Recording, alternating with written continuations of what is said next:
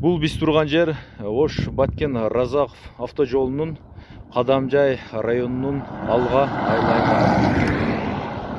Бул жерде кече 2 апрель күнү аябай чоң аянычтуу кырсык катталды. Тагыраак айтканда Opel Vectra унаасынын маркасында унаа менен Toyota Forerunner маркасында унаа экөө кагылышып, анын кесеп бетинен 2 унаа тең өрттөлүп, Opel Vectra унаасындагы айдоочу жана жүргүнчү каза болгон. Ал эми Toyota Forerunner үлгүсүндөгү унаадагы айдоочу жана жүргүнчү жергиликтүү тургундар ушул жерден өтүп бара жаткан жарандар тарабынан куткарылып, бирөөсүнө операция жасалып, азыр Кадамжай райондук ооруканасында оор абалда дешет, экинчиси травматология бөлүмүндө.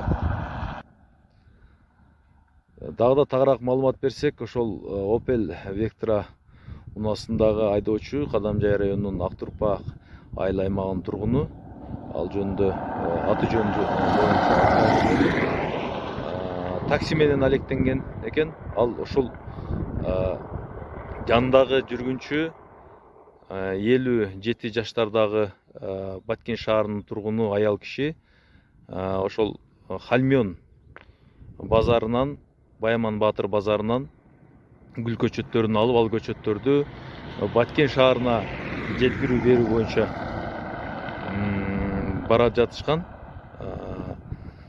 Бара жатып, мына ушул Хальмён тараптан, мына бул жак, мына Баткен тарапка бара жатышып, так ушул жерде кырсыкка кабылышкан. Ал эми Toyota Forerunner үлгүсүндөгү унаанын айдоочулары жана жүргүнчүсү Ош областынын, Ош шаарынын тургундары экен. Кырсык мына ушул жерде катталып, мына унаанын күйгөн жерлери. Унаалар өрттөлгөндөн кийинки калдыктарды мына ушинтип топурактар менен жаап коюшкан.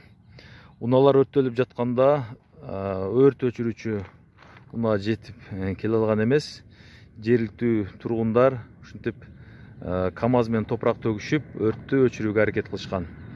Анын натыйжасында ошол Toyota Forerunner үлгүсүндөгү унаанын айдоочусун жана жүргүнчүсүн сактап калууга жетишкен.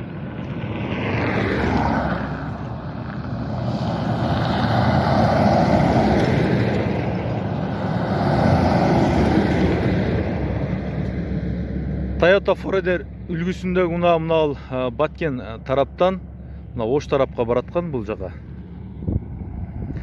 Ал эми Opel Vectra унаасы мына ушул Кадамжай тараптан мына Хальмён базарынан гүл көчөттөрүн алып, аны Баткен шаарына жеткирип берүү үчүн бараткан.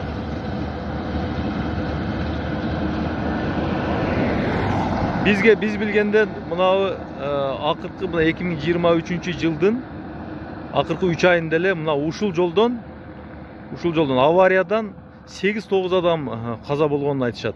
Авариянын өзүнөн эле ушул жолдон. Унаалар аябай каттуу жүрүшөт. Аябай каттуу ылдамдыкта кетишет. Мына бул жакында эле мына Mercedes-Benz үлгүсүндөгү ушул Араван районунун жарандары дагы, тургундары дагы жаш жигиттер жана ылдамдыкты 250ге жакын айдашып, мына так ушул жолдо авария болуп каза болушкан. Бул